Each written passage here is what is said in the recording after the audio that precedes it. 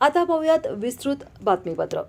तासगावचे नवनिर्वाचित आमदार रोहित पाटील आणि खानापूरचे आमदार सुहास बाबर यांनी विधानसभेत एकत्रित प्रवेश केला। यामुळे आराराबा आणि अनिलभाऊ बाबर या दोन दिवंगत मित्रांच्या आठवणी ताज्या झाल्या।